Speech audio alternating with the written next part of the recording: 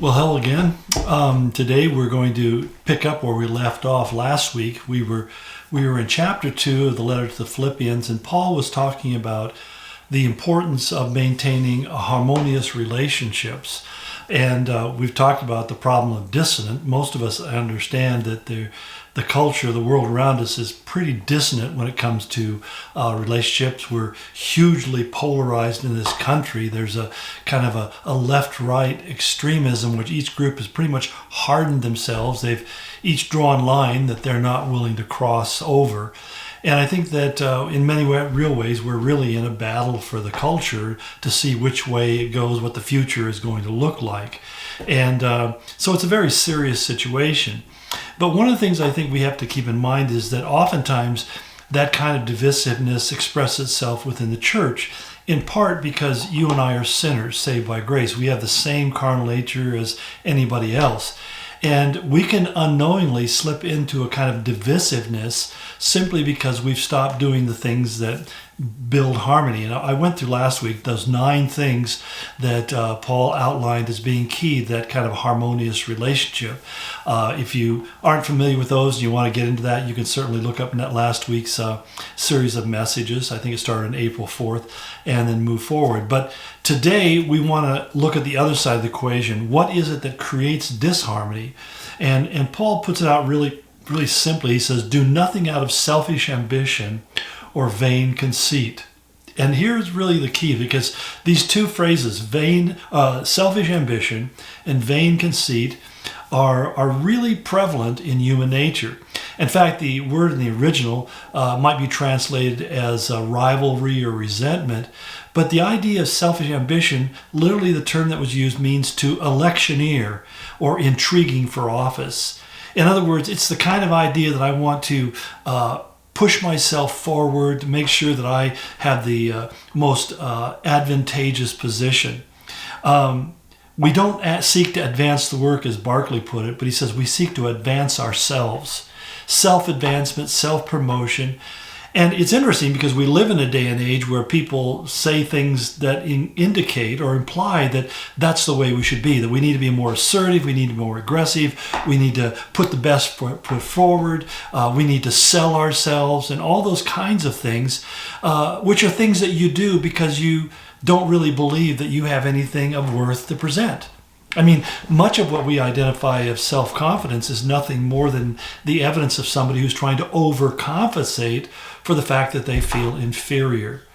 One of the things that Christ heals in us when we begin to grow in that relationship is that sense of inferiority.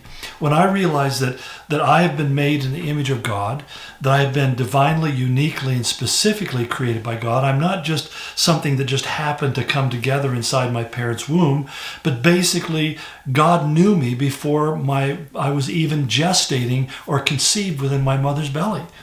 That creates a specialness that every single one of us has.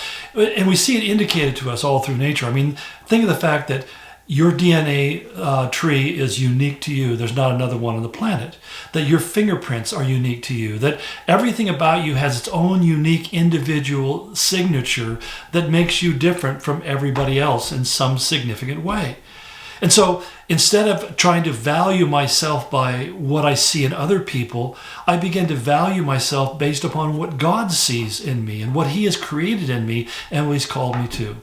And the more you understand that uniqueness of your place in the world, that your height, your width, your depth, all those kind of things we worry about, especially in a culture which is so obsessed with outward appearance, that all those kind of things that we begin to put our interest in are valueless, because God has made me to be who I am.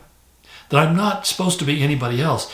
I just know in my own self, when I came to that realization, because I grew up with a kind of a negative feeling about myself, but when I realized that I'm who I'm supposed to be, and that doesn't mean I excuse bad behavior, because bad behavior isn't necessarily an indication of who I am at all. It's an indication of what I've chosen to do.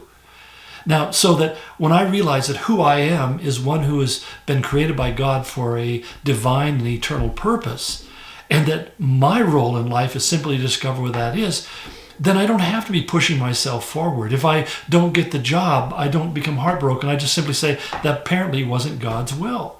Or if I try to do something and it doesn't come off as well as I thought it should be, in the end of the day, if I did my best, that's the best I can do. And God somehow will take that and use it for his glory. We put so much pressure on ourselves, that to be the best husband, the best wife, the best parent, the best employee. And we're really encouraged to do that because the more you sacrifice your life, the more the profit margin goes up for the business. But at the end of the day, you'll be fruitful and most effective if you're simply growing in the soil in which God planted you. And that makes all the difference. Where has God planted you? What gifts have he given to you? How is he able to express those things in and through you? You don't have to be the top of the corporation to be valuable. You don't have to be the pastor of the church to be significant. And yet I see even in the church, we have so given into that selfish ambition in ministry that we've so given ourselves to that idea of celebrity and being important based upon your role that people are basically feverishly trying to get themselves to step up the ladder. And I find at the end of the day, they'll be disappointed because I've often taken the position, I will never be where God doesn't want me to be. I always want to be exactly where he has placed me. And so, even in my humble situation, I found over the years that I could have gone and done other things. I could have taken larger churches or did different things. It just wasn't God's will for my life. I am where God wanted me, and I've stayed there these many years because I know what God wants me to do. I know what I'm good at, and I know what I'm not good at. And what I'm good at is the things that God has empowered and gifted me in. And I try to surround me with people who are good at the other things. I'm not the guy to be the business manager of the church. I mean, it's not that I'm a spendthrift. I don't understand the value of money, but that wears me out to the point of exhaustion. And yet I have an executive pastor who loves reading contracts. He loves building financial statements and doing all this stuff. And I look at it and just go, yeah, I would kill myself. And yet it brings so much health to the church because we have people who handle these different elements of the ministry. And I think that's the reality, is that we honor each and every one in the vitality and how vital their role is, even though it's different from somebody else.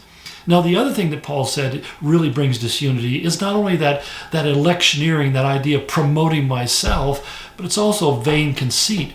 And that's where it really means seeking fame and celebrity. It's the concentration of my life on self-advancement rather than on self-sacrifice. And these things, self-advancement and self-sacrifice cannot exist in the same space. One or the other will absorb all the oxygen in a room and it will become dominant.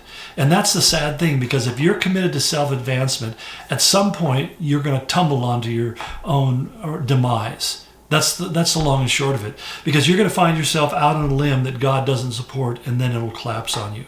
What you want to do is say, how can I serve the Lord and serve others in the Lord most effectively? What is it that God wants me to give? And, it's kind of hackneyed. I hate most sermons I hear on giving because, quite honestly, the reason they're being delivered is because that ministry or that church wants more money and they're not going to make their budget, so they're pressing on you to donate more money. And I just think if God guides, he's going to provide. I just believe that with all my heart. And so if I give to something, it's because God has touched my heart. And there are certain things that my wife and I, that God has just touched our heart. We don't talk about them, we don't promote them to other people, but we feel that we're supposed to invest in what God's doing in that area. And I believe that storing those treasures in heaven is more important than storing those treasures here on earth. So there are certain disciplines and things that my wife and I do. We give the topmost heap, the tithe of our offerings to the ministry, to the work of the Lord. But we give above and beyond that because we're able to. We don't have any kids at home. We're not sending kids through college anymore or that kind of stuff. We are able to live comfortably, and therefore we see that there's opportunity in that giving. And I think that's something that is really enriching, because one of the things I recognize is my life is going to be over before I know it. I mean, time is, my wife and I had this conversation last night, that it's not hard to see eternity.